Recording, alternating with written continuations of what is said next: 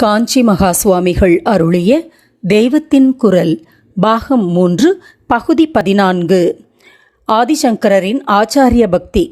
ஆச்சாரியாள் என்ற மாத்திரத்தில் லோகமெல்லாம் நினைத்து போற்றும் நம் பகவத்பாதாளுக்கு இருந்த குரு பக்தி சொல்லி முடியாது. பத்ரிநாத்தில் அவர் தம்முடைய குருவான கோவிந்த பகவத்பாதரையும் பரமகுரு அதாவது குருவுக்கு குருவான கௌடபாதரையும் சாக்ஷாத் தட்சிணாமூர்த்தி ஸ்வரூபமாகவே பார்த்து அப்போதுதான் தட்சிணாமூர்த்தி அஷ்டகம் சொல்லி அடிக்கு அடி அவர்களை நமஸ்காரம் பண்ணினார் என்று சொல்கிறதுண்டு. இவரே அந்த தட்சிணாமூர்த்தியின் அவதாரம்தான். குருவின் மகிமையை ஆச்சாரியாள் ஒரு இடத்தில் சிலாகித்து சொல்லும்போது, பித்தளையை கூட பொன்னாக்குகிற ஸ்பர்சவேதி மாதிரி குருவானவர் பித்தளை மனசுக்காரர்களையும் மாற்றி தங்கமாக ஜுவலிக்கச் செய்பவர் என்று சொன்னால் கூட குரு மகிமையை உள்ளபடி சொன்னதாகாது.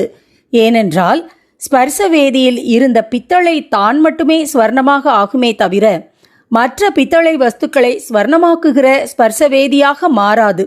ஆனால் குருவை ஆசிரயித்த சிஷ்யனோ தான் பூர்ணத்துவம் பெறுவதோடு மட்டுமின்றி தானும் குருவாகி மற்றவர்களுக்கு பூர்ணத்துவம் தருபவனாகி விடுகிறான்.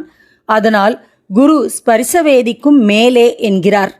காசியில் பரமேஸ்வரனே சண்டாள வேஷத்தில் வந்தபோது ஆத்ம ஞானியான ஒருத்தன் பிராமணனாகத்தான் இருக்க வேண்டும் என்றில்லை. அவன் சண்டாளனாக பிறந்தவனாயிருந்தாலும் சரி, அவனே எனக்கு குரு என்று பரம வினயமாகச் சொன்னார். ஜெகதாச்சாரியார் என்று பிரதம் பெற்றவர் இப்படி நடு வீதியில் சொன்னார்.